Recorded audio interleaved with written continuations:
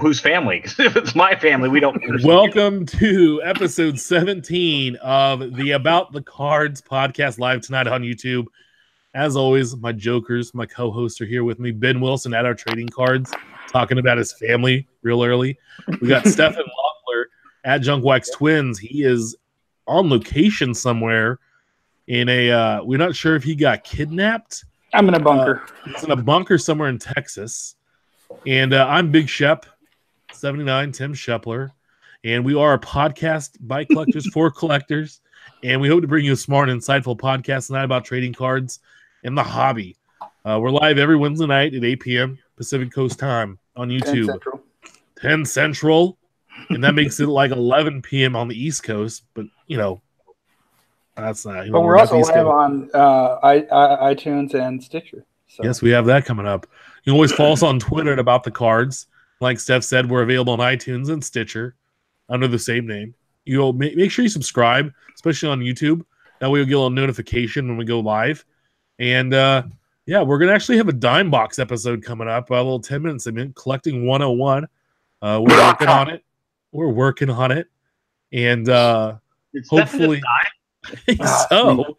Yeah. I'm the one. He just caught my cold over the internet. So internet viruses are a real thing. TCIP. Yeah. So guys, how have you been? It's been a while since it's been a week. I've missed you. It's good to see your faces.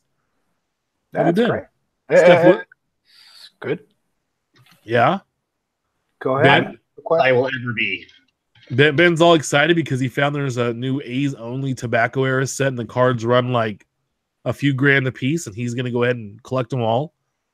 I'll collect all 20 of them. Even if I wanted to start a digital set of them and just download the images, I don't know if I could find all 20 images. That set is actually that rare. That's pretty awesome. And plus the ink to print them out would be quite a bit. I'll just save them to the desktop. There you go. All right. Oh, that's pretty cool.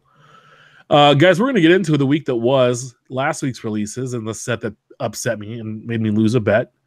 It was Topps Living week of October 3rd through the 9th, the 30th week. We added only 14,140 cards this week, which was the 29th out of 30 weeks. It was just a terrible week. No cards sold over 5,000. We'll break the news to you right now.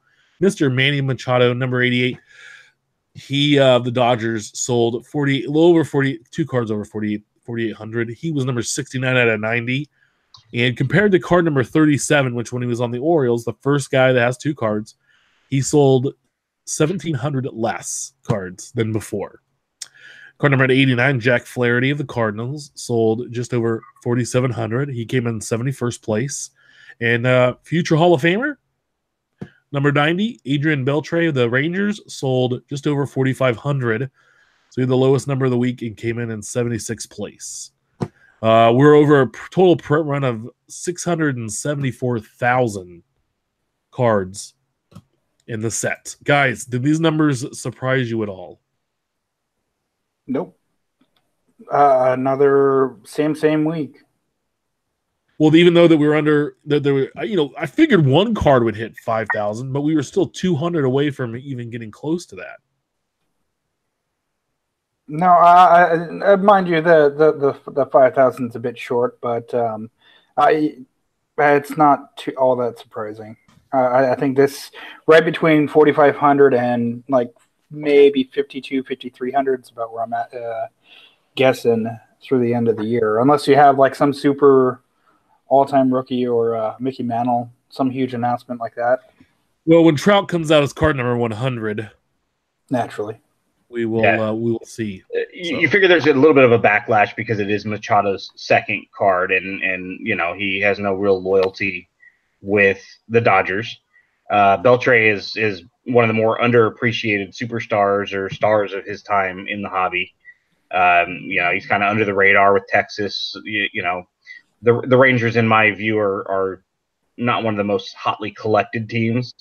And then Flaherty's just kind of, he's a Cardinal, so you have that, but he's not a real big name in the hobby at the moment. So, overall, hey, they almost hit 15 grand as a group of three, which is got to be solid for Topps. But, it's not surprising, I don't think, to anybody that this three, were kind of underwhelming. Yep. No, I agree. Also, we had 2017-18 Panini Impeccable basketball last week. Love that 17-18 basketball. Guess what?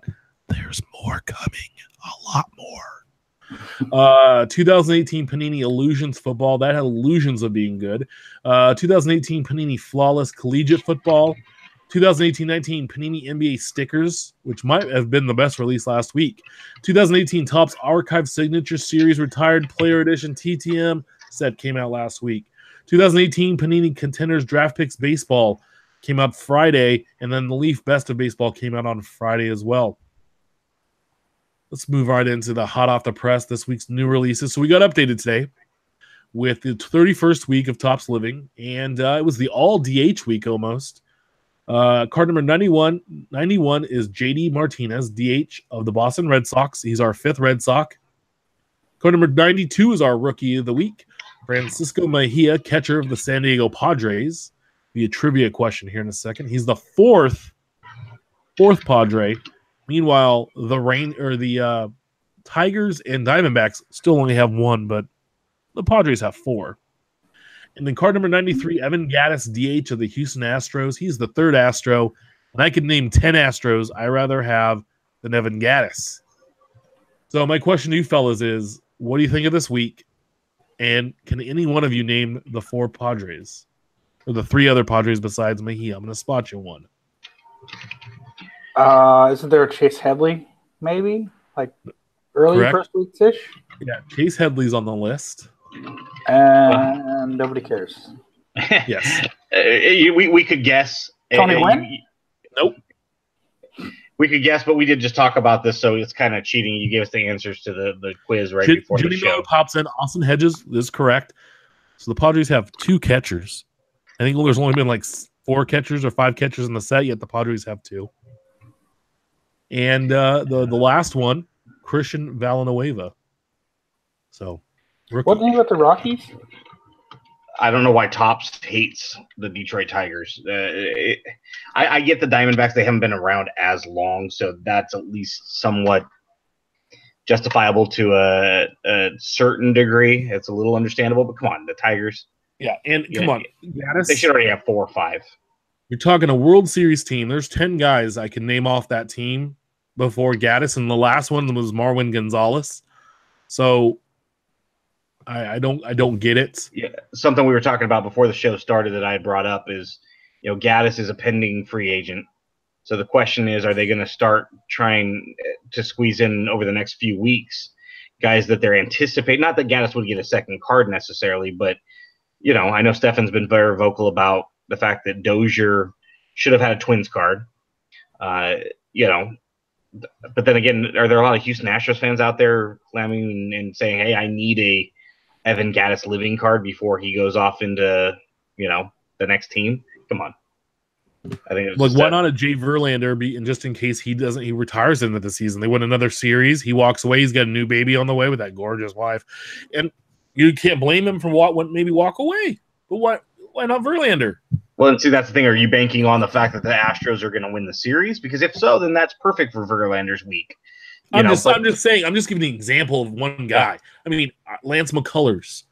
McCullers is a free agent, isn't he? Dallas Keuchel's a free agent. Charlie Morton's a free agent. There's a lot of free agents. If you were trying to capitalize on Goriel, this might be the only opportunity. Bregman, Correa, Springer. I'm sorry. Altuve does have one. Springer. Like, just go around that team. Even that weirdo Josh Reddick. Yeah. Like, Gattis, I like the man because he does wear batting gloves and he looks like he's out there hacking wood. Like he's gonna go and be a lumberjack. They were just like, "Hey, lumberjack guy, come swing his bat and see what happens." Right. Yeah, but I don't know. It's just kind of it's a good looking card, but yeah, it is, but it's the subject matter. I mean, I like Mejia. I think he's going to be good for the Padres. He was in the Indians, and he was in their during the trade deadline there with the Indians, but didn't really help them out. But move on. 2018 Panini Impeccable football, not basketball. Football comes out Friday. No releases today due to. If Monday's a holiday, there are no releases on Wednesday. They all get moved to Friday. Learn that today from Doug Caskey. So little piece of knowledge I didn't know. Steph, of course, he knew it, but Steph's a genius, and I'm just a schlub. In this, you're going to get 1 pack, 8 cards per pack. You're going to get 1 rookie patch autograph, and then 4 additional autographs. There's a 100-card base set with 5 parallels. They're all vets or retired stars. The rookie cards kind of considered the base set, push it to 186. But the rookie cards, there is the Elegance rookie helmet and patch auto set. That's 40 cards. Numbered out of 75 with 3 parallels. And there's the rookie autograph set, 49 cards, which is out of 75 as well. And 6 parallels there. So the rookie cards have autographs. So they're not truly base cards, but that they consider base cards. There was 20 autograph sets in this. My favorite, though, is the Impeccable jersey number autograph set. There's only 18 cards, but it's 1 through 20. Number 10. So, like, if you were card number 10, so Fran Tarkington is card number 10. There's 10 Tarkingtons. Card number 11 happens to be Drew Bledsoe. There's 11 Bledsoes. Cards 15 and 19 are missing, and why that's important, and we'll talk about that in a minute. And here we go. We show an Elegance Joe Montana, nice little 2-colored jersey swatch with with Joe's auto there. Pretty sharp looking card. There's 3 relic sets. There's also what they call Impeccable football updates. So this included 2016 Impeccable football autos from Warwick Dunn. So I guess he just returned his autos from 2016 and they put it in the product. And then 2017 Impeccable autos and plates. So there's some printing plates that were autographed of Clay Matthews, Drew Brees, Roger Staubach, Doug Williams, and Don Maynard. So what I think is they released the set and why and just Impeccable jersey numbers autograph set was missing 15 and 19. They didn't get those cards back in time. And hell, you'll probably be able to get them next year, which I think is weird. And that they're throwing old product into new product, but what do you do? Guys, Impeccable football, it's $500 a box. We talked about the basketball one last week. You're hit chasing in this. Probably not a lot else. What do you think? It's the same old story, right? Anytime you get over, say, $150 on a set, you're looking at either it being a box break or secondary market for most collectors. The cards are gorgeous, but at what point do collectors just say, "Hey, I don't have the money for that"? Yeah, it's one of those bust or boom sets where you get really lucky, or you let holding nothing in your hand. I mean, the set looks nice. I will say that. And I'm really kind of intrigued by these silver gold ounce cards. Yeah, but, we talked about it last week in basketball. Don't buy it by the box because they can weigh them. Right. So, yeah, I mean, it's neat if you're going to chase the hits, but the secondary market's where to pick this product up. Don't be the guy that spends the $500 to open the box. I see a Barry Sanders autograph. I mean, that looks sharp. It's a nice little artwork. Master touches is, I think, what it says there. Master strokes. Master strokes. Again, it's a family show. There's a cool tight end card that has Gonzalez, Gates, Jason Witten, Mr. Hairplugs, and Rob Gronkowski. So 3 Hall of Fame tight ends and Jason Witten. Actually, everybody's going to say Witten's going to make it because he played forever and, whatever. Ozzie Newsom's on there. Come on. See, that's the thing is Witten will make it because it's the NFL Hall of Fame where they have to elect so many players each year. What is it, like 8? They have to have 8 every year. And there's only 1 kicker in the Hall of Fame and 1 punter. So you're on there long enough. The baseball Hall of Fame, I can't speak to hockey, but basketball and football are such jokes. Hockey. It's French for soccer. Oh, okay. We had a hockey mention already in the show. See, that's just right there for Ken Kinsley. Ken. Yep. The 2018 Topps Gold Label comes out on Friday as well. $70 a box, 7 packs per box, 5 cards per pack. You're going to get 1 framed autograph in your box and also 4 base parallels. There are 3 classes, class 1, 2, and 3. Shocking. Each class has a 100-card base set. Each class has 3 parallel sets. There are 2 autograph sets. The framed autograph set has 79 cards and 4 parallels. And then there's the Golden Greats autograph relic set, and that's 21 cards, and those are all numbered to 50 or less. They have 2 parallels of 5, or then there's a 1 of 1. And there's guys in there like Bo Jackson, Derek Jeter, and Nolan Ryan. There's also 1 relic set, which is Major League Legends relic set, 25 cards. They're all 75 or less. Again, 2 parallels, 5, and 1 of 1. There are some guys in here. I don't know how these names got on this list.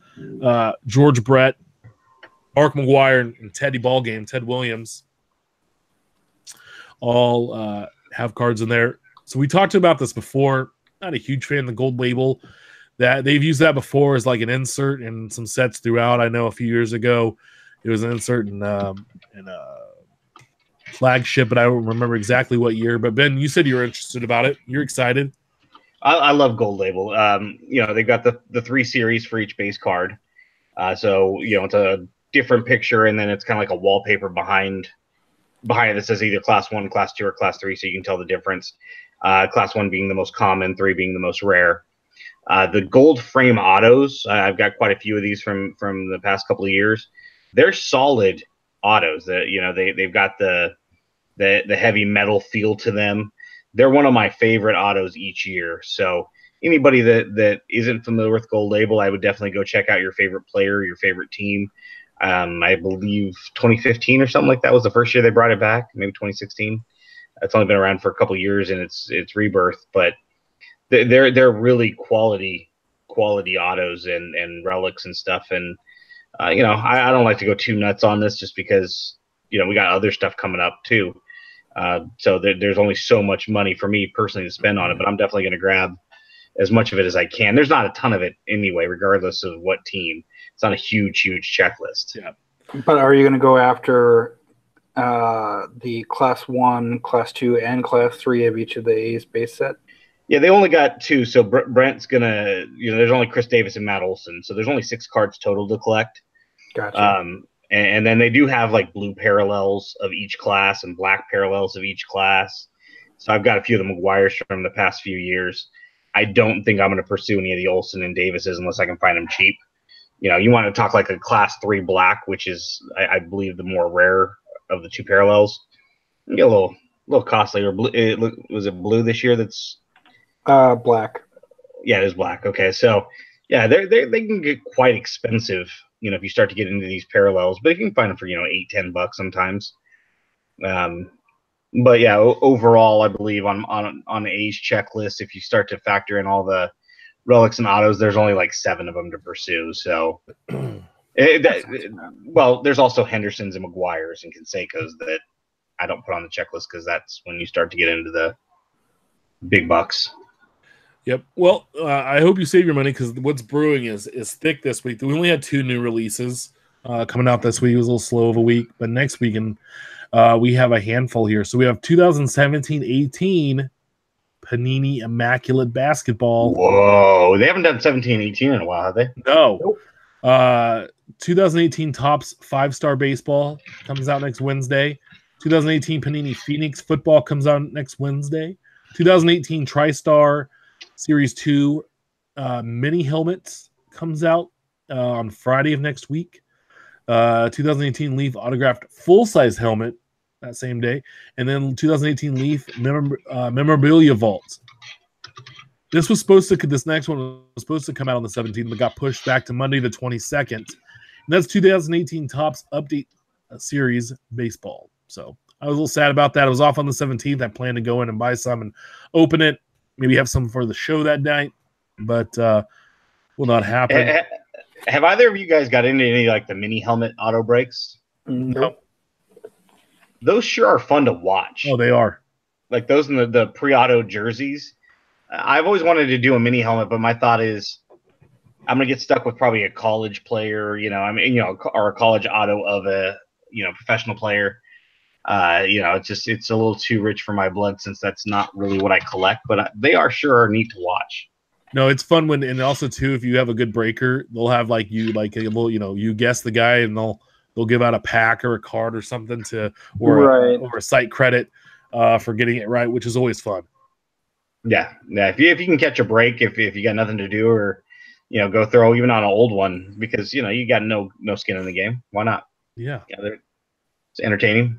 So next week will be packed full of new release information, and we'll be spewing that out. In update, we'll definitely cover because we love flagship on the show. At least I do. And so since I write the show notes, we'll definitely talk about flagship and skip the hockey. And Brent's already in our pocketbooks. Oh God, he garnishes some of my check. It just makes it easier. Yeah, in fact, I put in priority. I was like, dude, it's Brent and then the IRS and then child support in that order. So we put out a couple polls this week about rookies to invest, and I apologize. One of the polls didn't have the correct grammar, and someone pointed it out to me, so I appreciate that. And it's not grammar if you spelled something wrong. No, I didn't use the verb correctly. I left out a word. So we have 2018 rookie, MLB rookie to invest in this offseason. All these were 2-day polls. The baseball one had 77 votes. The guys I listed were Acuna, Ohtani, Soto, and then I put other. So the others receiving votes were 11%, and they were Gleyber Torres, Miguel Andujar, David Bodie, Tyler O'Neill, I think just based on he was Canadian, and Michael Kopech. And then I asked the guy that said Kopech, I said, do you invest in pitchers? And he goes, only if they're $20 or less, which I thought was interesting. Ohtani only received 8% of the vote, which I thought was surprising. It was only 8. But maybe it's because where the prices are. Injury. And then the injury. But, you think after the season, those prices could come down a little bit and a good time to buy in. And he's going to DH next year. And, chicks dig the long ball, and so do collectors. So I'd much rather see him hit than pitch. That's just me personally. Pitchers are batter hitters, and long ball home run hitters are way more collectible than pitchers. Then you had Juan Soto at 36%, and then Mr. Ronald Acuna Jr. 45%. Steph, who was your vote? Who did you vote for if you did, or if you didn't, who would you vote for? Well, I'm not sure that I did, but I almost agree with the poll ordering. I would have had Soto higher. I've liked what he's done since the beginning, and plus you gotta like the age factor. Not that Acuna isn't that much older, but I just like Soto. It was hard for me to do. I was going back between Soto and Acuna, and it was hard for me to choose. Ben, who would you go with? I voted for Acuna. I figured that. I honestly thought Ohtani would get a little bit more run, but probably for the reasons a lot of it probably came down to dollars and cents. You're not going to be able to touch some of his stuff as inexpensive. I was surprised like Bodie, got votes. That was a Cubs fan. I'm sure it was. They even said it was a homer, and I was like, so my question back is what kind of career do you think he has? Is he? And these are the guys that third baseman I name. Is he a Scott Rowland career? Is he a Scott Brocious career, or is he a Mike Olt career? Anybody remembers Mike Olt of the Ranger and Cubs fame? Mm-hmm. I think you're probably looking at something between an Olt and a Brocious. If you can get a Brocious out of him, not a bad career. And on that team, if he were to stick with the Cubs, if they keep that core together, especially if they brought in a Harper or something, what do you really need him to be? You don't need him to be much more than a Scott Brocious. You just need some solid defense if he ends up playing third. Yeah, I guess the assumption would be Bryant ends up in left field if he does stick, right? I mean, that's where he was at in the playoffs. Or if Bryant doesn't resign, because I heard there was rumors today he turned down over $200 million. Yeah, well, and the other thing is if he sticks at third and Bryant goes to left, and you got Rizzo at first, and you've got Contreras behind the plate, where do you put Schwarber? I mean, everybody knows he needs to be on an American League team, but yeah, because you're going to have Bryce and Wright. Yeah, if you put him in right, and you can put whoever you want, you got Happ at second. I mean, you're going to have to deal Schwarber probably for starting pitching depth. But I mean, we're getting off topic. I mean, Acuna, Soto, with a lot of these rookies, you never know. Yeah, these guys are so young. Pick one and have some fun with it. Yeah, pick one if you prefer one team versus the other. Let that be your deciding factor. And it also comes down to to dollars and cents, right? If Ohtani's the most expensive and Acuna's 2 and Soto's 3, then hey, maybe it's kind of Soto by default. Here's a guy that wasn't mentioned that's super cheap right now. It's got a bunch of stuff out because he didn't play all that much, and he was the hot rookie to be of the year, Victor Robles. Yeah. Yep. As I show my tops living here, I picked up a couple of his Chrome for $1.75 shipped. Nice. So if he never mad, I spent like $5. Like, what do I care if he doesn't good in 3 years? But if he takes off, Topps Chrome is an awesome rookie to have.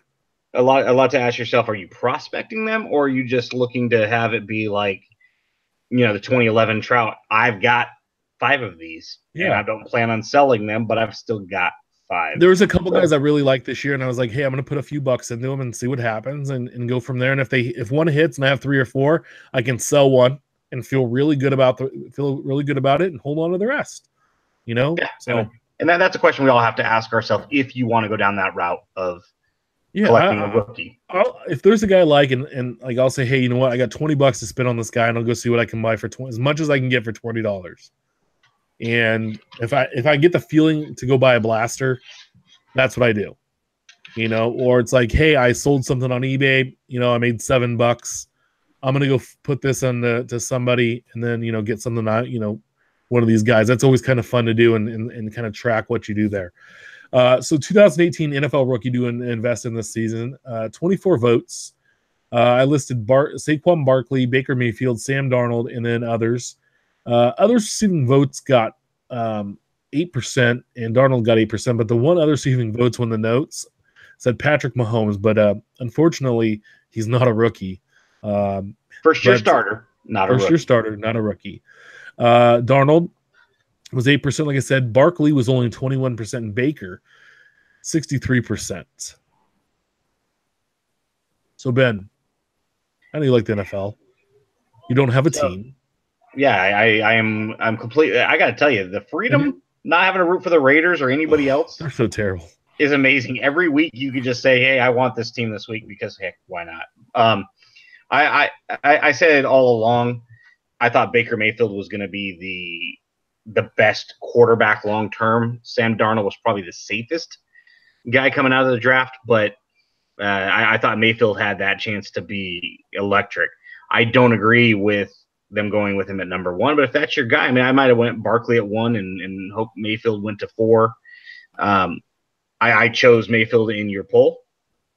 I think it's interesting how the quarterbacks are really where it's at. I mean, Barkley can tear up his ACL and be gone for a season and a half. So definitely I would go Mayfield. Just a quick thought on Mahomes. That boat has sailed. Yeah, don't buy now. Yeah, you're buying high, and Mahomes has a bright future, and I'm rooting for the kid. And of course, he's got a lot of personal legacy with his dad being a Major League Baseball pitcher, and but right now you're buying high on him, and football doesn't have the great appreciation value that say Bowman Chrome does for baseball. So no matter what you spend on Mahomes, you're really probably buying on the high end of the quote unquote stock market. And really when you're buying into a quarterback anyway, you're kind of doing that. So, it's a very volatile market. But if I had, say $40-$50 to spend and I was going to go after one quarterback, I'd probably add a really nice Baker Mayfield if I could find one in that mid-tier range. Yeah. Steph, who would you go with? I mean, of those, obviously the Vikings from like 2-3 years ago. No. Look, hear me out. I'm kind of agreeing. Didn't Mayfield play at OU? Yes. So, okay, I thought so. And Texas Tech. He started at Texas Tech. But for the most part. Yeah, he was an OU guy, yeah. And I think he was actually he played his high school days here. So I've obviously been exposed to his playing a little bit more. And if I were to choose someone, yeah, it's the hot rookie this year. Wait, real quick, he exposed himself to you. Do we have breaking news on the pod? You know what I meant. Oh, family podcast. No, I'm just making sure. But I mean that'd be my choice with Mayfield. Yeah, I voted Mayfield, but another guy I like is Lamar Jackson. He's getting some run and kind of a Cordell Stewart vibe right now because they have Joe Flacco.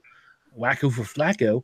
But I think that Lamar Jackson might be a guy to get in. But the thing with him is he has limited autos compared to the other guys in some releases. So like a guy like Mayfield might have 100 autos in the set. He might only have 50, just based on the deal I think he has with Panini. But didn't they just lose to the Browns? Tim and I don't know if we talked about this on the show or not. When 2012 came out, I was still collecting football. I was still kind of trying to feel my way back into the hobby. And the big names, of course, were Luck and RG3. And we had a mutual acquaintance at the time who started collecting Nick Foles very heavily. Because I told him to. Because you told him to. And honestly, for me, Foles, I mean, I've always been kind of I was a big McNabb fan. I've got a jersey of him. I like the Eagles. Of course, I like green. So, the Eagles and Jets. But, the Foles patches were just gorgeous. The coloring was great, but they were a heck of a lot less expensive than Luck and RG3 were at the time. Now, Foles, we can kind of see what happened to his career in hindsight. But I think if you could pick up some Lamar Jackson, I think you're right with him that they're probably a little more affordable, but they are going to be a little more scarce because think back a few years ago, Jimmy Garoppolo, right? Yeah. Second round pick to the Patriots, good situation, was backing up, but his cards were always just a handful of dollars. And so it's finding a guy like that you believe in. Early on this year, I thought about Kyle Lauletta. Then I saw him I saw some preseason games. The arm strength kind of concerned me. So I pulled back on my super love for Lauletta. But there's guys like Philip Lindsay, undrafted running back for the Broncos. If you check him out, he played high school ball in Colorado. He went to Colorado. He got permission from Terrell Davis to wear 30 on the Broncos. Like, good story, having a good beginning to a season. So there's those guys, those gems that pop up every so often. So the 2018 rookie to invest in, it's only 17 votes. A little disappointed as we're hopping into basketball season this year. It tips off next week. I know here in Sacramento they're taking on the Jazz. I put DeAndre Ayton, Marvin Bagley III, my boy, Luka Doncic, and then others. And others receiving votes had 17%. And the one comment was, one of the guys, voters said, Colin Sexton, trust me, point guard. And we had Ayton was at 18%, Bagley at 18%, and Doncic at 47%. No mention of Trae Young, which is good because I think he's a bust. Steph, what did you think? So much like you guys with hockey, I don't know my Scotty Jordans from my Michael Pippins. There you go. I'm clueless with this one. All right. So I picked Luka. He's going to be exciting. I think he's got the best chance of holding power if that's what your motivation is. Is he going to be the next Nowitzki? I don't know. But look what franchise he ended up on. I think if you're looking for like a boomer bust, you mentioned him, Trae Young is going to be that guy that either he's going to be an uber star or he's just going to be a guy who kind of fades out in 4 or 5 years and might hang around for another 4 or 5 as a whatever happened to. Oh yeah, hey, I can't believe he's still playing. Oh, he's on the 6th franchise in 9 years. So I think he's got the boomer bust. The guy that I think Sexton is a phenomenal choice. The other guy that is injured right now and he's out 6 to 8 weeks. He's going to be a homer pick. Is Lonnie Walker. He probably could have went a little higher. Yeah, he could have went a little higher. But you got DeJounte Murray, who's out for the year now with a torn ACL. Yeah, there's no Kawhi Leonard. There's really not a whole lot of Manu's gone. He's retired. Tony Parker's gone. He's off with the. They still have David Robinson though, right? They do. They still have him and Sean Elliott and Avery Johnson. The thing is, right now that backcourt with Derek White and Walker, once he comes back, and the aging Patty Mills, somebody's got to run that court, and so Derek White's not a rookie anymore, but if you can snag some Lonnie Walker, and I imagine, I don't collect basketball, even though they're the Spurs, I don't know the market for them. I imagine if Lonnie Walker can be had for inexpensive, I mean, we've talked about this many times. 18-19 class is what, 12, 14 players deep? Yeah. So even though Lonnie Walker was a mid-round pick, I wouldn't sleep on him. So was Donovan Mitchell. Yeah, I mean, look at Kawhi Leonard and what he turned out to be. He was the 16th overall pick by Indiana, traded for George Hill. It's not necessarily the top 2-3 guys. Look at Mojo Break a while back. It had one of those best of basketballs, and they pulled a green auto for Golden State, and it was just like, are you kidding me? And then right now, I mean, if you pull that back, whatever year it was, 2012, whatever year he rookied out of the second round, yeah, you would have been like, come on, dude, this is a garbage throwaway. And then he turns into possibly a Hall of Famer. I mean, if he puts up another 5-6 years, it definitely could be, Draymond Green could definitely be a Hall of Famer especially when you look at the sum of its parts. Yep. Curry, Thompson, now Durant, if he sticks around, they're going to win multiple championships over the next, you're talking dynasty. Yeah. Which is going to push a guy like that further. Yeah. So my pick was even though I love Bagley, I think he's going to really help the Kings franchise out here. It was Ayton. Just watch the guy play. Bagley is going to be good. This is going to be a good class to watch. Like last year's class was good to watch. I think there's more, maybe not high end talent this year like there was last year, but I think there's more depth and more quality out of this draft. So it'll be interesting to see. Now, Ayton has. Did you hear the information that came out about him and Adidas today? Oh, they all dude. All those guys take money. You know it, but I'm telling you, I'm a huge KU fan, and I'm scared to death that they paid these guys to come. All these guys are taking money because let me tell you, I've been to a couple college basketball games with high end colleges, and like their tournaments, and you see the teams come in and they're watching the game before or after theirs. These dudes are wearing like gold watches. Oh, absolutely. They're all lined up with Jordans, and they got they have more they have more stuff than I do, and I'm working I have a job that's paying me, and these guys are only playing basketball in college. They're all getting something. Anyway, we'll see. It's not going to hurt his NBA career. It won't. He doesn't care now. He's not playing in college, and it's possible it could be a little bit of a black mark on his career for a while, but probably not. And now we're moving on to 2018 NHL rookies. I think that's National Hockey League to invest in 60 votes.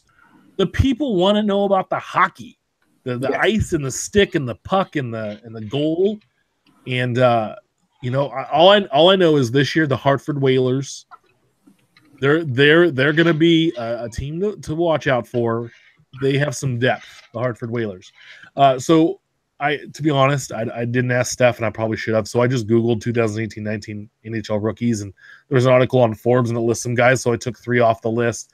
Ryan Donato, forward, Boston Bruins. Ramses Dolan, defenseman for the Buffalo Sabres. Kaylor Yamamoto, which sounds like shouldn't play hockey, but he does. He's a right winger for the Edmonton Oilers. And then others receiving votes. And those guys that got listed were Elias Peterson with a couple of T's and a couple of S's. Casey Middlestat and Miro Huck. I had this earlier. Dude, you're killing me. Miro Heskinen. Step in and help him out a little bit. Heskinen. I wanted to see him struggle. Defenseman for the North Stars. So Dallas Stars. They're probably just like 5 minutes that way, actually. No, you got Ryan Donato, Rasmus Dahlin, Kyler Yamamoto, Elias Peterson, maybe? Don't watch Vancouver. Casey Middlestat, and Miro Heiskanen. Okay, so I was pretty close. For the Dallas Stars. Yes, I like to use the old names because I like hockey from the 90s. Yeah, but fuck Norm. Oh. All right, so so Yamamoto received 15% of the vote. He was the low guy on the poll, which is weird because he's a right winger, and usually wingers and forwards are the guys right to collect. Defensemen are a little bit. It's kind of like collecting pitchers. The wingers are forwards. Okay, well, anyway. Okay. But I'm right on that. Defensemen are kind of collecting pitchers and tight ends, right? For the most part, yeah. Keeping fans. Yeah, okay. Defensemen don't normally score a lot of the home run stat goals, whereas wingers and centers do. Can you give us an example of a defenseman we would all know? So like Ryan Suter, maybe. I know Bruce Suter. He had a great hockey career. Wrong sport. There's a bunch of Suters though, right? Because there's like Daryl Suter. Yeah, you're right. There's a whole bunch of like a whole family of them. They're like the Matthews. They're like the Matthews of the hockey. The Matthews. There we go. They're like the Matthews of hockey. Okay. So what's the guy maybe that played in like the 90s? Oh, let's see. So I just pulled up the top D-men and see if you recognize a few names. Victor Hedman, Drew Doughty, Eric Carlson, Brent Burns. Yeah, I know him. He used to play for the Sharks. The Chokes. Currently plays for the Sharks. The Chokes. PK Subban. Oh, I've heard of him. Yeah, because he's African American, and he was on the front of NHL hockey last year, wasn't he? Yeah. Bobby Orr. Was he a defenseman? Maybe. Okay. Well, I thought you were the hockey guy. I guess we need to get a hockey guy. I'm seriously. I'm trying to learn a little more about hockey, and just I'm being honest. Yes, he was. I kid around. I do know a little bit about hockey. I just don't because we have the Chokes here, and I just know to bet against them in the playoffs, and I've won so much. It's amazing. My one thing, if you're gonna bet on NHL playoffs, bet against the Sharks. So, exactly. Yeah, they just made that big trade for that one guy, didn't they? And he's supposed to be really good. They made it the one guy.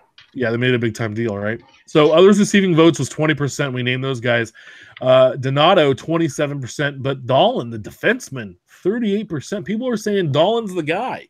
He's in the Buffalo Sabres.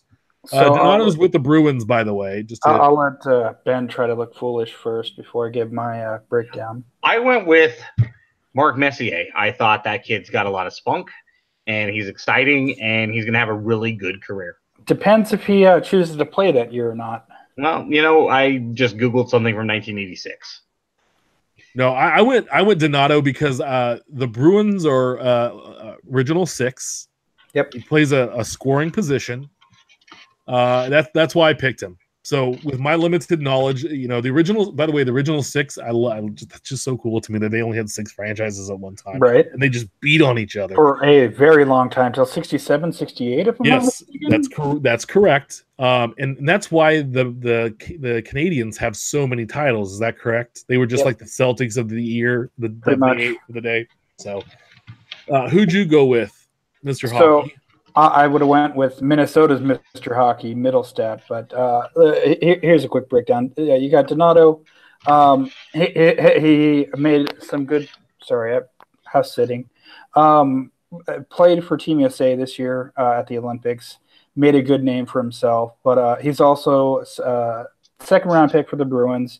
But son of former Bruin and current Harvard coach.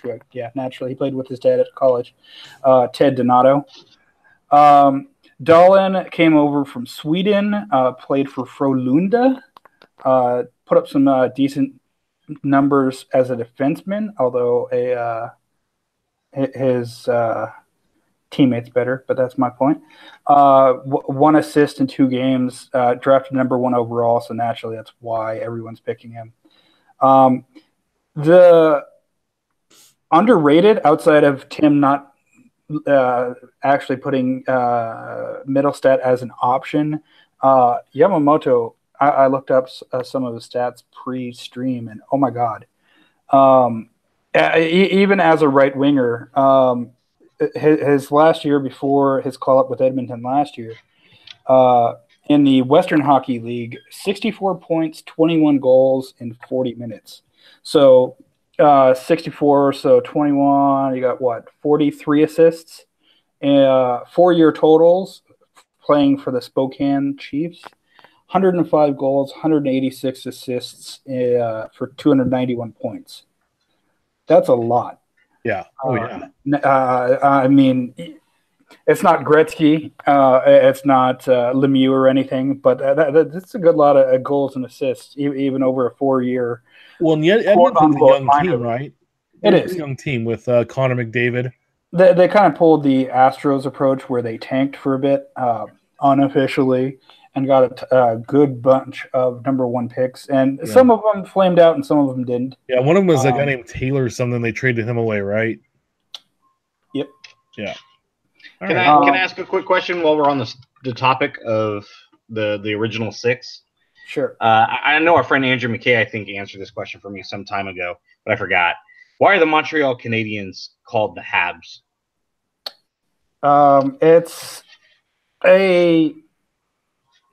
I'm going to have to look up what it actually stands for, but it's a French term that they use as a nickname. Gotcha. Okay. I was just curious.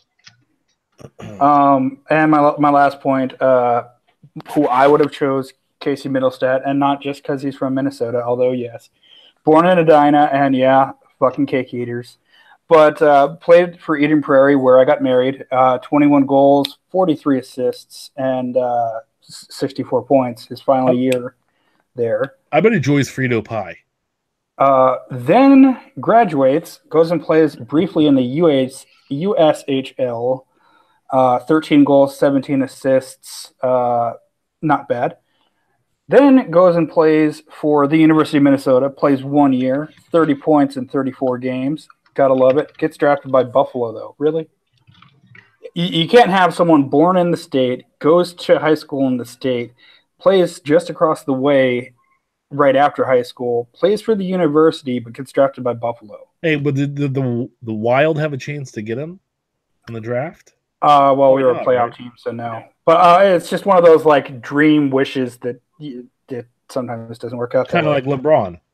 Well, I think he might pull the Parise Suter route, where once he becomes a free agent, that's where he signs. Yeah. Hopefully not for 13-year and the deals that we have Parise and Suter signed up for, but that's another story for another time. My question is why is there a team in a college town? Why Columbus? But in the Blue Jackets, what a weird name.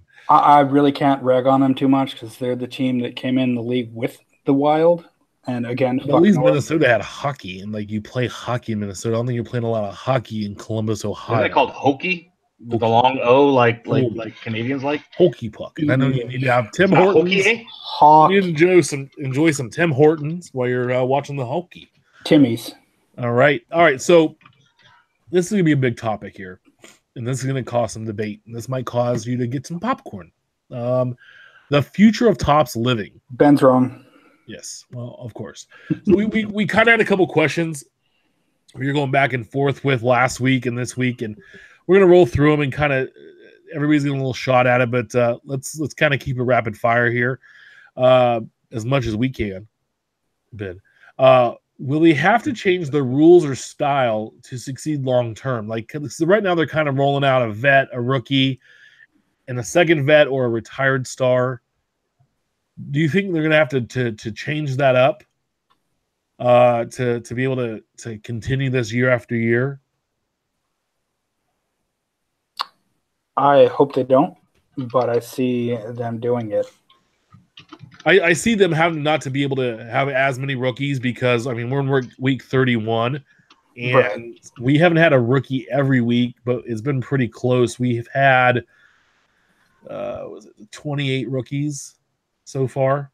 Yeah, 26 rookies so far out of the set. So it's been interesting. Ben, what do you think?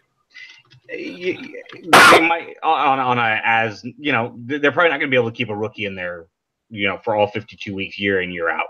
So you'll probably see a slight variation, but yeah, they're probably you're not going to see consistency every week. Like we can't guarantee the next week we'll have a vet, current, and rookie.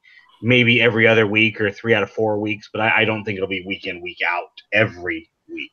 Yeah. Right. All right. Will they allow retired stars to be featured on more than one team, such as Griffey, Bonds, Dave Winfield, or Mark McGuire? That is the one that I see them bending earliest on. I would think so, right? It just makes a lot more sense. Yeah, we've had a few conversations about this. We'll take my favorite player, Mark McGuire. If they released him this week, is he a Cardinal or an A?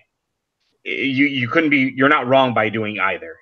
But you're telling me that if he sells 7,500 copies this week as a Cardinal, he wouldn't do the same a year from now as an A? think about it. Griffey, we talked about Mariners and Reds. You know, I mean, we talked about that. I've asked quite a few people about Piazza.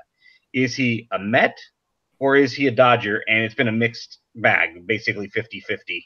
So if a guy like Machado can have 2 cards, why can't these iconic players have multiple cards for teams that they represented very well over the course of their careers?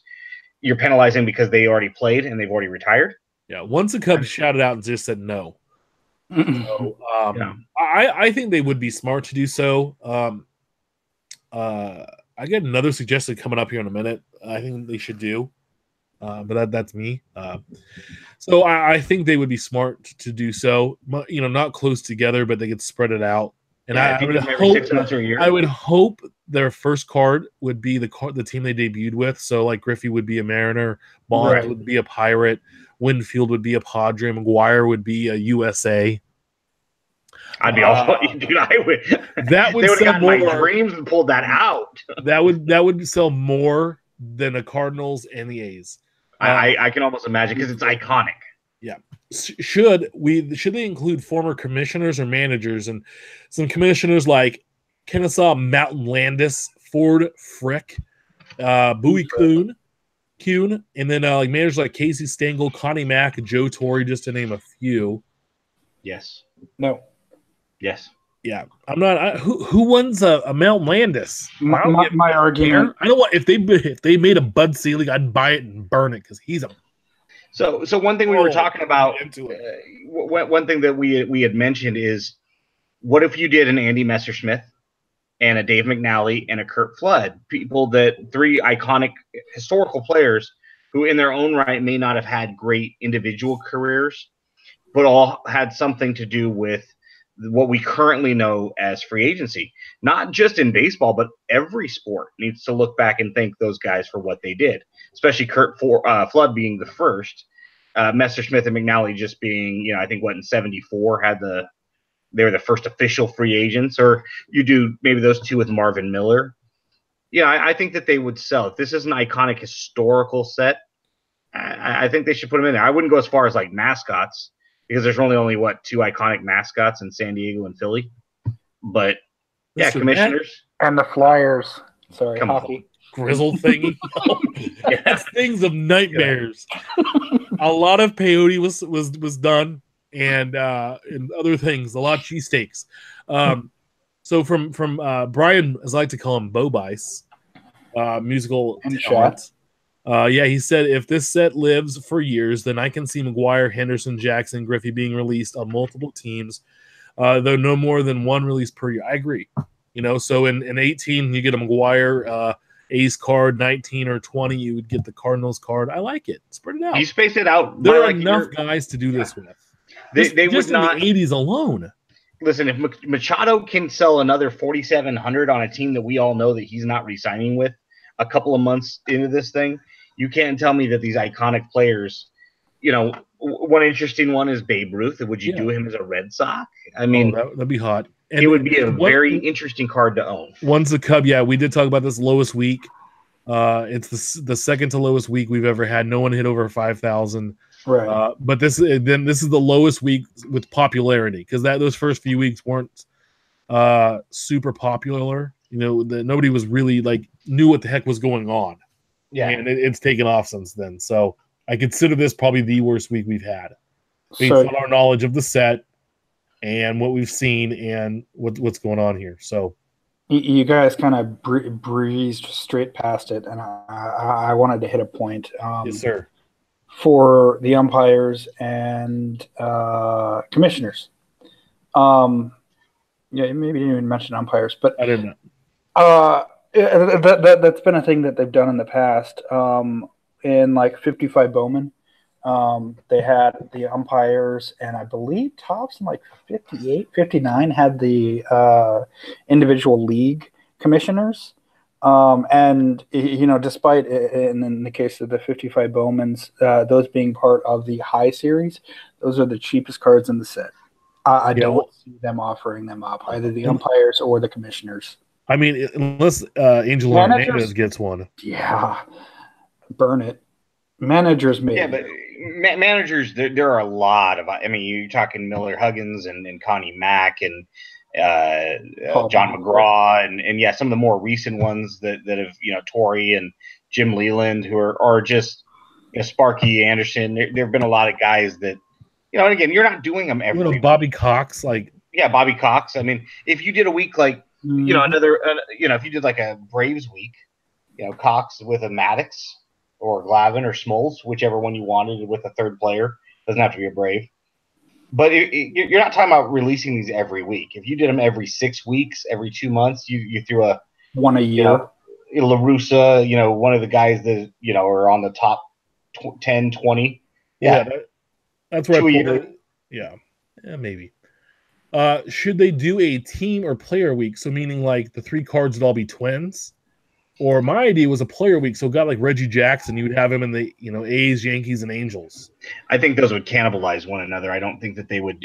Most weeks are around $15,000. I don't think you'd get it if you had Reggie Jackson on 3 teams. Yeah, I think everybody would on the Orioles. By the way, I think if they're going to do that, they'd have to do it in the off season. Otherwise, you're just burning up potential.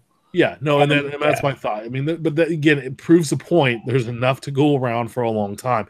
Gaylord Perry, who played on like a bazillion teams. And if you're going to do the team week, I mean, you already have the Cubs being overproduced, the Dodgers being overproduced naturally, the Yankees are going to be overproduced. They could start with soon enough. You're going to have the Astros, the current still in the playoff teams being overrepresented. Why not start with the Detroit Tigers and get them caught up a little bit since iconic franchise is so far behind? They should have 4 or 5 cards right now, and they've got 1. Yeah. So let's go ahead and get our Cobb and our Kalen. I want to talk about this really quick. So the Diamondbacks have 1, Braves have 4, Orioles have 2, Red Sox 5, Cubs 5, White Sox 2, Reds 2, Indians, Rockies 2, Tigers 1, Astros 3, the World Series champs. The Royals have 2, the Angels have 2, the Dodgers have 6, the Marlins have 2, the Brewers have 2, and probably one of their best seasons in a long time.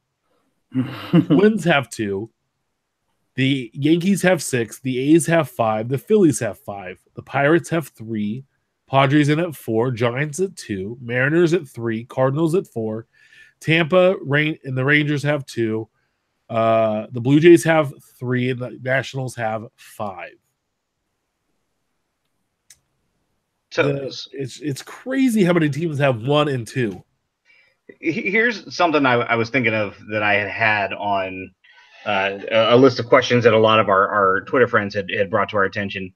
Is Stefan had mentioned Brian Dozier in the past. You have a guy like Justin Verlander. I wouldn't want him on the Astros in a set like this. He should be a Detroit Tiger.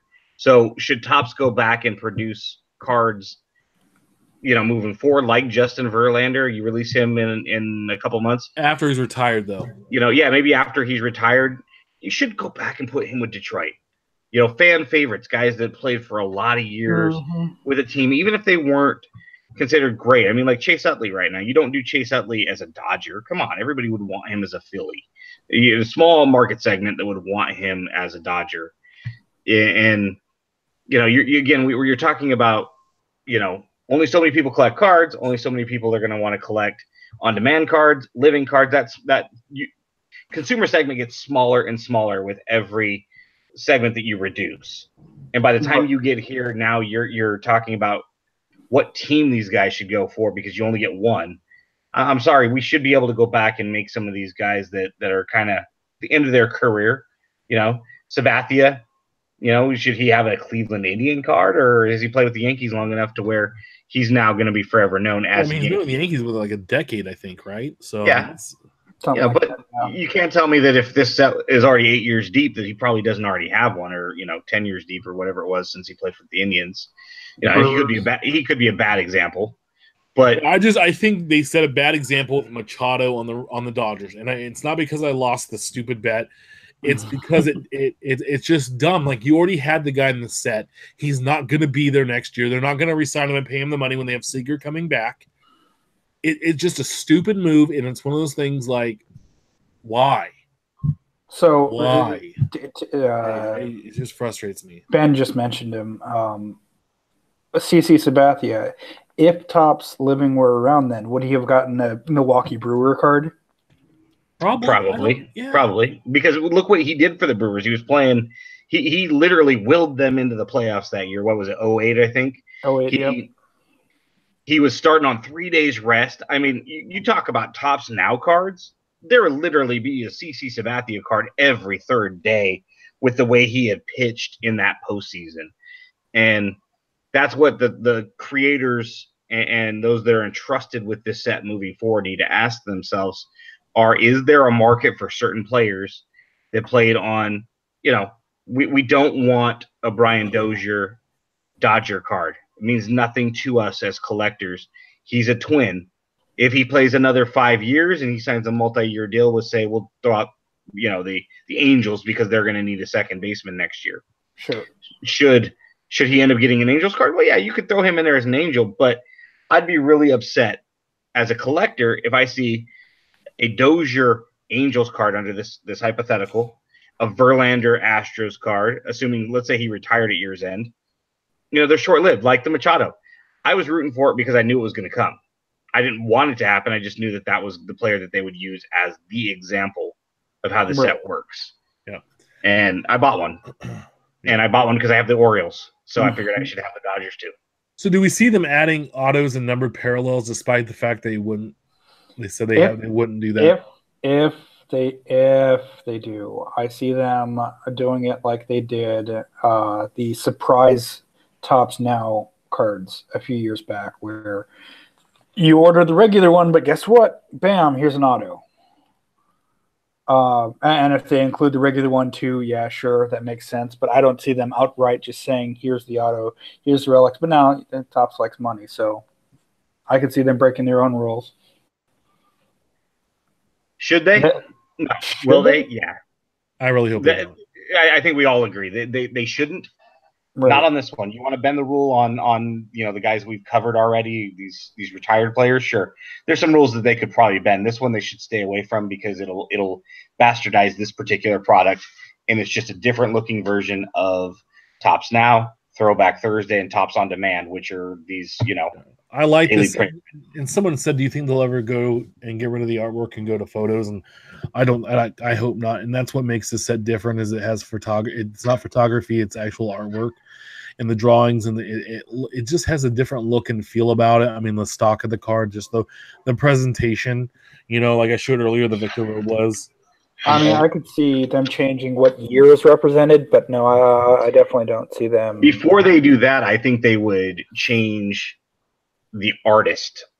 I think 1953, and I know Topps answered this at the National, that right now for the foreseeable future, 1953 is what they plan on moving forward with.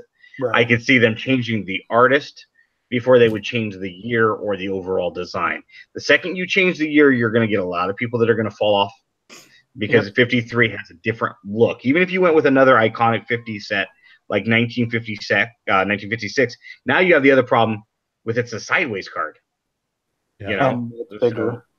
Maybe if you went to 52, but 52 is so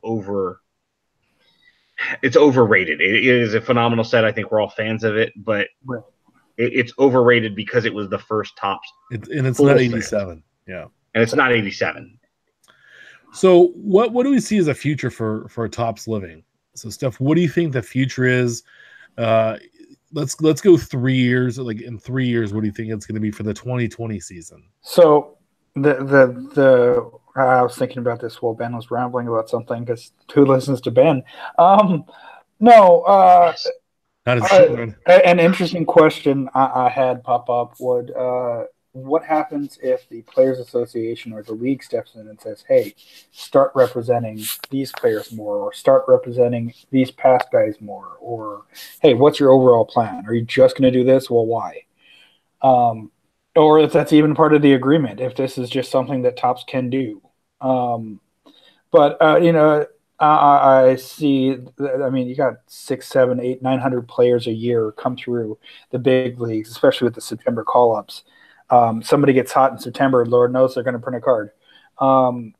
So there's plenty of people available. I think they stick to their current vet, rookie, and maybe legend or other vet paradigm, if you will.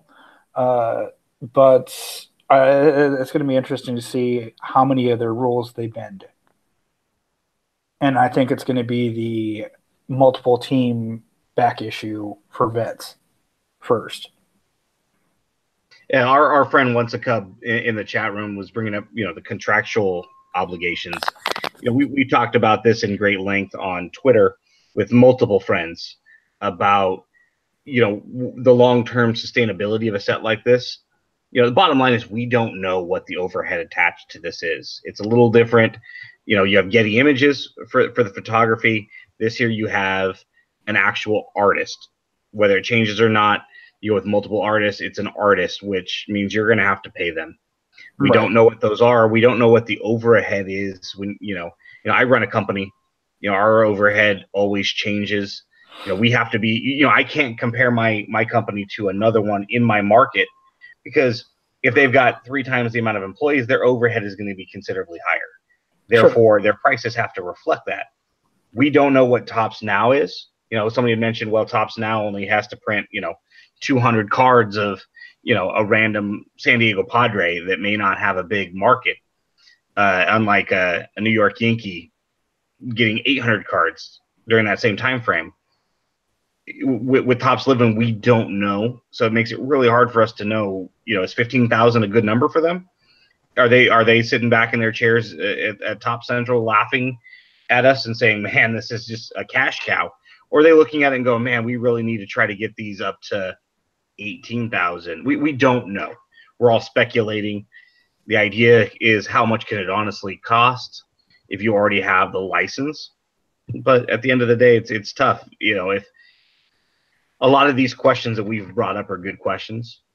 However, the main thing comes down to, where do they need to be financially? Right.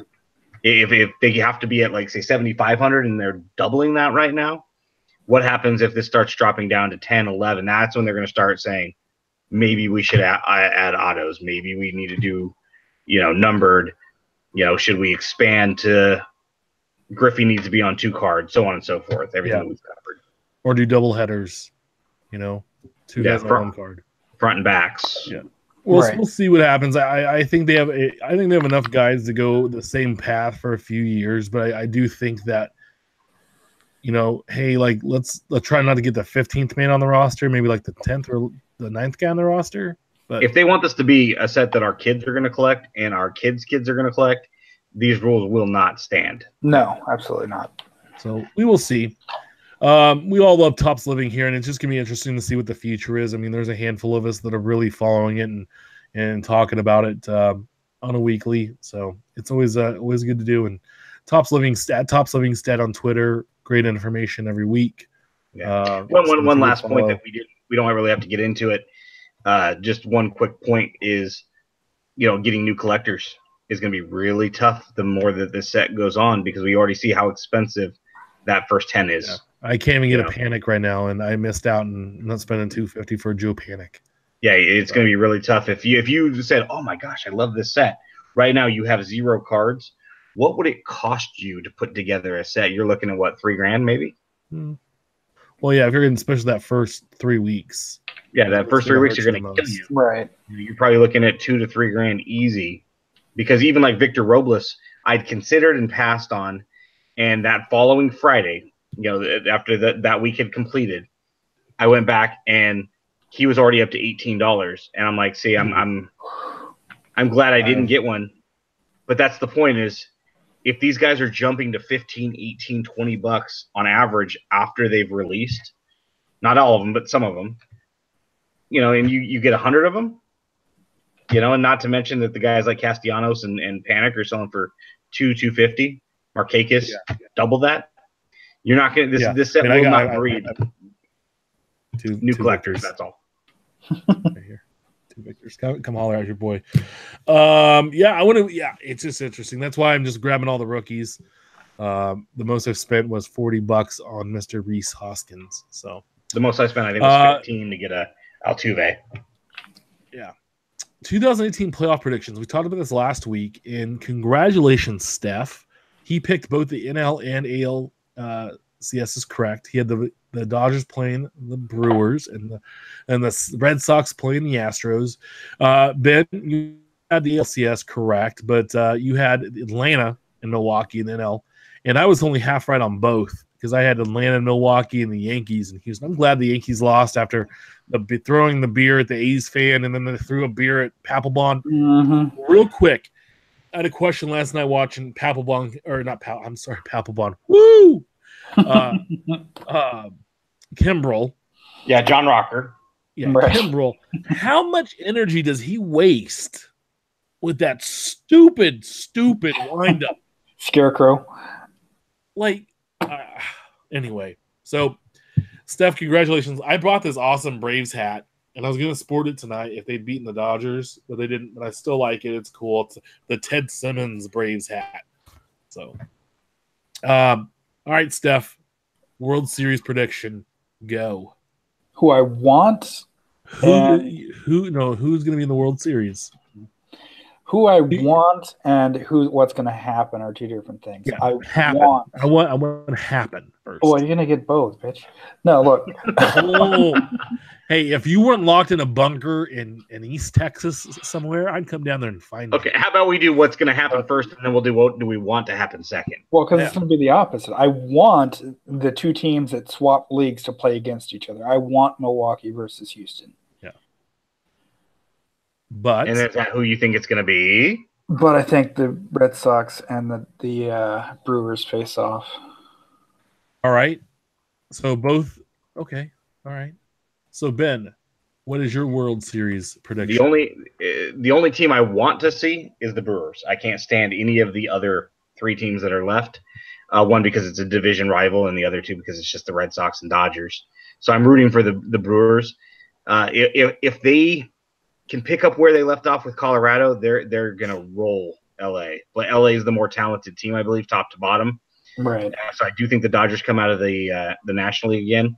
I honestly think we're gonna see a repeat because Houston finally is healthy, and that team is loaded. You can talk about not liking Osuna, but they got a closer now. They got a deep bullpen that's coming together right now.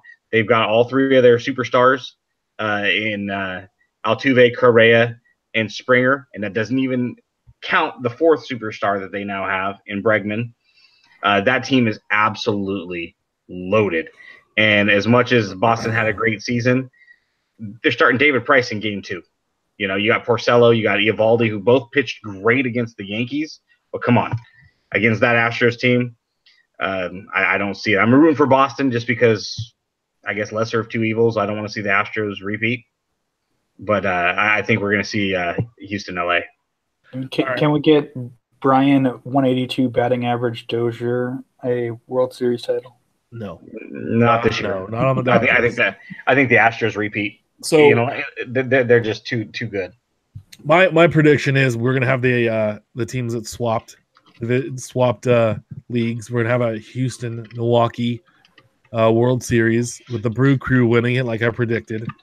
Both these teams with the offense and the pitching that they have. I mean, the Brewers can start throwing relievers in like the fourth and just shut you down and do that game after game after game. I would love to see that. So I think that would be the most fun World Series to watch. One, because I hate the Dodgers. Sure. And two, I just don't like Boston. I think it's the fans. I just don't like Boston. I don't either, but I mean, you got to give respect. Milwaukee all the way. Let's do this. I mean, they won a ton of games. I just don't think that Boston's pitching. The Boston starting pitching. How could you not want to see Bob Uecker win a ring and celebrate after? Yeah. Everybody in baseball, I don't care if you're a Red Sox, Dodgers, or Astros fan, you should still want to see that. If that happens, I want to see Uecker celebrating like Ovechkin. Yes. Yeah. And Uecker should just do a mic drop and walk off and say, dude, I'm retiring. Right. As long as he has Mr. Belvedere with him, we're good. Isn't that actor dead, I believe? I mean, well. He died like in the 90s, I believe. Get a puppet. Alf's dead. So, yeah, that's we'll see what happens there, fellas. We all have different predictions. And You know what the other thing is? I would like to see the Dodgers make the World Series and then lose again. We all know they're going to choke at some point, guys. 2001. It doesn't matter because Milwaukee's going to win, and that's what we're all rooting for, and the Dodgers can go suck it. Yep. Go Brew Crew. Yep. All right, fellas. My favorite segment. We've done this a handful of times before. Spotlight. The Twitter followers, some guys and gals and some unknowns that you need to follow on Twitter. We each have one this week. So why don't you go first? Maybe you'll be on it. Yeah, I'm gonna lead off. Thanks. Mine's at 1 million Cubs. Bo Spencer, man that's collecting 1 million Cubs, kind of got everybody started. This million card march. Just great follow. He started doing some. He busted a case of Heritage Minor League and had that on YouTube. And then he also was just the other day was just sorting and talking about cards as he was sorting and why he sorts. And he was just kind of doing his thing and just had a live feed going and was taking questions. And awesome follow on Twitter. One I would highly recommend. It's not because he said our podcast is awesome, he likes us and all that good stuff. So thank you, we appreciate that. But no, like legit, like just a good hard team collector. Like all he wants to trade 100 of his Cubs for 100, or 100 Cubs of your Cubs for 100 of his Astros or whatever team that you're looking to get. He wants to make that trade with you. It's a 1-for-1. It's an old school playground trade. Here's 666. You give me back 666. And no, he wrote a blog about me a month or so ago, whatever it was, with that new era Ricky Henderson he pulled. Because I gave him 392 or 492, whatever stupid number it was, Cubs cards for 1 A's. And I'll tell you what, great trade. We were both happy. He got his mass collection. I got the one card I needed, cleared out some room in my garage. He's a good dude. And he's fun to follow because his room makes me feel good about my chaos. every time my wife gets on me about my card room here, I show up his basement in the area where he's could be worse. You could be married to Bo. He's in a room that's 6 feet wide and 15 feet deep, and he's got monster boxes stacked 8 feet high in there. You have to. I mean, to understand what 1 million cards is having 5,000 count boxes. You have to have 20 stacks of those, 10 high. Is 1 million cards. Think about that before you decide you want to collect 1 million. It's admirable, but sometimes I think Bo's nuts for that. But hey, I love it. Kudos. I'm pulling for him. I am too. It's fun to watch. Ben, who's your follow, bud? So my good buddy Chris Torres, I think we all are good friends with him. You can find him at CRT_sports with an S, sports cards, also with an S. I've had a couple of recent transactions with him, which were fantastic. He hooked me up just this week with a bunch of the 2016, 17, and 2018 Heritage Minor League sets. All that he had, I'm sure he was happy to get rid of some of that old backstock that was just kind of sitting around. And he's managed to find a couple of extras thrown in there to kind of help my collection of stuff that I didn't even realize I wanted to collect. And the last one he threw in some 2017 Stadium Club parallels, and 3 of the 6. Now I had to go chase down the other 3 because, of course, I'm a completionist. So Chris is a great guy, definitely one to follow. He does some breaking as well. So if you're looking for team sets, he's another resource to go after. And super engaging. He responds to a lot of stuff and gets into a lot of our conversations, which is always fun. The more people like that we can get involved in the hobby, talking about the topics beyond just this is what I collect and I'm going to buy and sell. That's what's really fun, I think, for all of us, is the back and forth banter of you're wrong of the hobby. Yeah, and it's fun, to argue, and I love to argue. Of course you do. And I'll just let you know we're going to tweet all these names out. Well, one of us will anyway. Yeah, it will come from the About the Cards handle. And I guess that leaves me. Mine is someone that popped up about a year and a half ago, at least on my timeline. At Voss Brink, or Nick Voss Brink. He's I don't want to say I use him as a resource per se, but it's one of those that, like Ben was saying, communication, where, if I have a question on something, why something was printed the way it was, I'll toss it his way, or something that I get extremely overprinted as far as, it looks like you need like the red and blue glasses from like the 70s and 80s on a cereal box to view the card. And he'd be able to explain, well, that's the cyan or magenta printing plate that's screwed up on the print sheet. Or, if something was cut extremely weird, he'd be able to explain that. And just beyond that, he's a dedicated Giants fan. Sorry, Ben, there. But extremely knowledgeable. He's also doing a Photoshop run of the Giants for his personal Tops Living or Giants Now, whatever he's calling it, that are kind of cool to see the mock-ups of. It's something that I've considered doing for my Twins. They can only print so many cards a year, but you're looking at some teams, some players that get skipped that just never had a card with that team, or they were only a September call-up, or they were traded mid-season and they didn't get a card. Well, printing those guys out with a Twins photo. Something that I've thought about doing in the past, and just for those reasons. And he's generally a nice trader. That is why I suggest at Boss Brink. Very nice. Nick's a great dude, and I talk to him every day. I've only recently started following him, and he's following me probably in the last month or so. But we are talking all day long about everything from Hall of Fame, and it's good, healthy debate. Like when I say I like to argue. Sure. Nick's another guy that likes to as well, but not like back and forth. It's banter, it's debate, which is a better word than argue. It's all healthy conversation, most of which is hobby related. Right. You post something, Nick's always one to offer his opinions, and they're educated opinions, well researched and knowledgeable.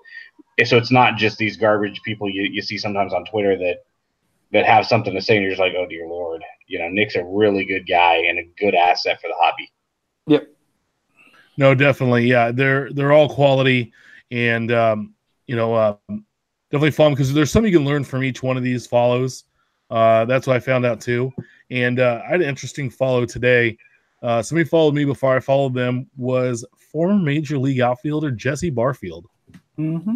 I know. He started following me, so I said, "Cool, follow you back, kid." I had that a couple, maybe a month back. So I don't know if he's slowly filtering his way through the cardosphere.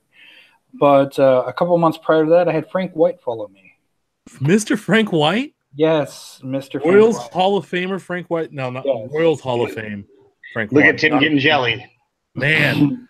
Number 20. Yeah, number 20. One of only 3 numbers the Royals have retired.